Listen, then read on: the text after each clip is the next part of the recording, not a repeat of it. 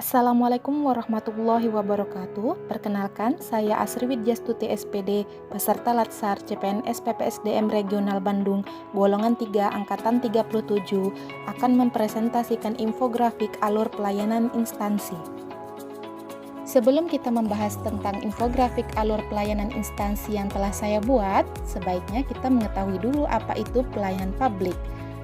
Pelayanan publik adalah segala bentuk kegiatan dalam rangka pemenuhan kebutuhan pelayanan sesuai dengan peraturan perundang-undangan bagi setiap warga negara dan penduduk atas barang, jasa, atau pelayanan administratif yang disediakan oleh penyelenggara pelayanan publik.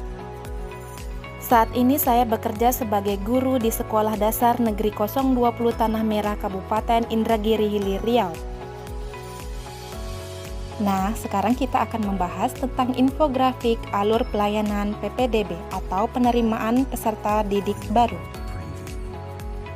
Salah satu manfaat infografik alur pelayanan pendaftaran peserta didik baru adalah berguna untuk mempermudah masyarakat dalam memahami tata cara ataupun syarat yang harus dipenuhi ketika akan melakukan pendaftaran masuk sekolah.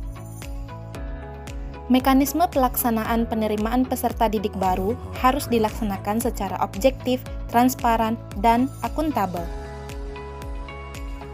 Persyaratan calon peserta didik baru kelas 1 SD. Yang pertama, yaitu jalur pendaftaran peserta didik baru dengan sistem zonasi. Seleksi siswa baru kelas 1 SD mempertimbangkan kriteria dengan urutan prioritas usia dan jarak tempat tinggal ke sekolah sesuai dengan zonasi yang ditetapkan oleh pemerintah daerah. Jika usia calon siswa sama, maka penentuan penerimaan siswa didasarkan pada jarak tempat tinggal calon peserta didik yang paling dekat dengan sekolah. Persyaratan usia peserta didik baru jenjang SD.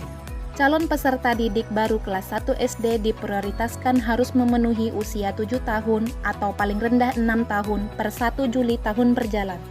Dibuktikan dengan akta kelahiran atau surat keterangan lahir. Pengecualian untuk usia paling rendah 5 tahun 6 bulan per 1 Juli tahun berjalan bagi calon peserta didik yang memiliki kecerdasan dan atau bakat istimewa dan kesiapan psikis, dibuktikan dengan rekomendasi profesional atau Dewan Guru Sekolah yang bersangkutan. Persyaratan usia dikecualikan untuk peserta didik baru penyandang disabilitas dan untuk sekolah yang menyelenggarakan pendidikan khusus, pendidikan layanan khusus, dan berada di daerah 3T. Dan selanjutnya ada persyaratan administrasi, di mana calon peserta didik harus memenuhi syarat membawa fotokopi akta kelahiran, fotokopi kartu keluarga, serta fotokopi KTP kedua orang tua.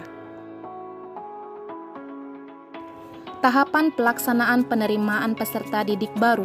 1. Pengumuman pendaftaran dilakukan secara terbuka paling lambat minggu pertama bulan Mei. 2. Pendaftaran dilaksanakan dengan menggunakan mekanisme daring. Jika tidak tersedia jaringan dilaksanakan melalui mekanisme luring. 3. Seleksi sesuai dengan jalur pendaftaran, urutan prioritas usia dan jarak tempat tinggal. Seleksi siswa baru kelas 1 SD tidak boleh dilakukan berdasarkan tes membaca, menulis, dan atau berhitung. 4.